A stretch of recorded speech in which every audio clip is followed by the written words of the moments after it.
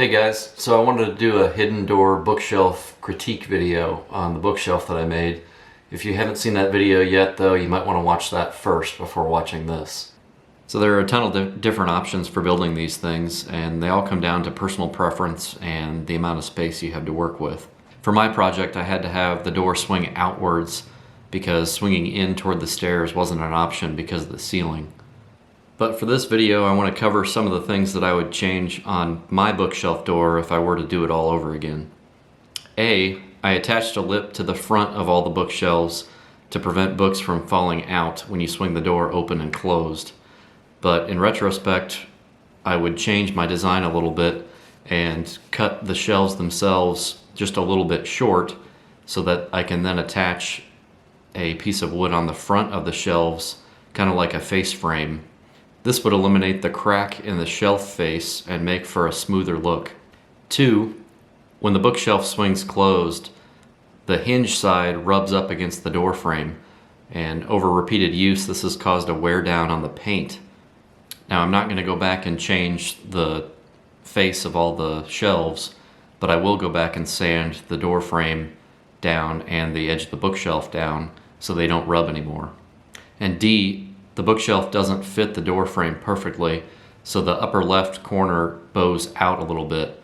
This requires a little bit of extra force to close the door and get the latch to click in. Due to this force, the door makes a lot of noise when you open it the way it is.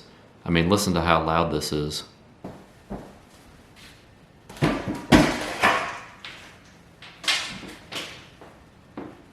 I did my best to fix this, but it was only corrected a little bit. One of the ways I tried to fix this was by buying this piece of metal. It was flexible in one direction but rigid in the other. I painted it white to match the bookshelf, and then the plan was to screw it into the side of the bookshelf to force the bookshelf into the right shape.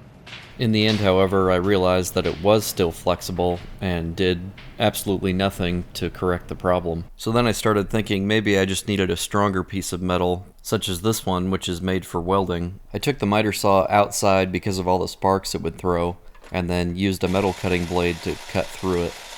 I then drilled some holes through it with a hand drill at slow speed, using some oil to keep the end of the drill bit cool. I attached the metal to the back of the bookshelf, thinking I had the wrong idea before, but it turns out that this metal flexes also. I used spacers underneath it in various arrangements to try and flex the door into place, but this still had no effect.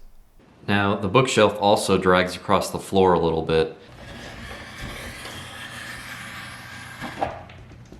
At first I tried to fix this problem by sanding the bottom with a piece of sanding paper, but this wasn't very effective. I went back later and used the sander to do a better job. So sanding down the hinge side of the bookshelf caused some damage to the edge banding. This was a pretty straightforward process of using a hot iron to remove the old and add the new. It was a little bit trickier on the vertical surface here, but by using the power of baldness, I was able to get the job done.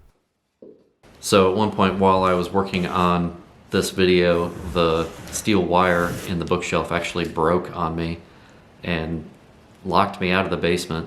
So in order to come up with a solution, I had to use a hole saw and cut a small hole back behind where the fake book would be, where I could reach through and grab that chain on the other side and pull it to open the latch. Now to cover the hole, I glued some washers together.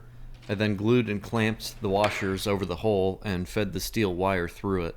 Unfortunately, this didn't work, however. This right angle created too much friction on the steel wire to be usable. I went back to having the larger opening and used a file to soften the angle. To also help with the forceful opening of the door, I removed the spring from the latch and cut it down so that there's less tension on it. My snips wouldn't work, so I used a Dremel to cut most of the way through it and then just broke it off at the end. I did this several times until the tension was right. So going back to fixing the warp in the door, I started thinking that the frame on the hinge side of the door might be responsible for the warp in the bookshelf. I put some extra screws on the back side near the top, hoping it would help fix the problem. And it turned out that it did, but only by a little bit. I then painted everything back over to get it looking like new again. I think that the rest of the warp problem with the door can probably be blamed on general imperfection. I used a drill to make the mortises for the hinges, instead of a drill press, so the hinges probably aren't perfectly straight. The right side of the bookshelf was also warped a little bit starting out, and I didn't do a good enough job of aligning it before screwing it all together. I also failed to use a speed square to make sure that the shelves and everything were put together at perfect right angles. Despite all the problems, I have to say I'm still pretty happy with it overall, especially considering that I've never really made a piece of furniture before. The last thing to do here was to fill it up with some extra books that my sister and parents gave me. And while I'm doing that, I just want to take a second to say thank you to those who have subscribed. Your support encourages me to keep going with these projects, and there are still many more to come. But for now, take care, and I will see you after the new year.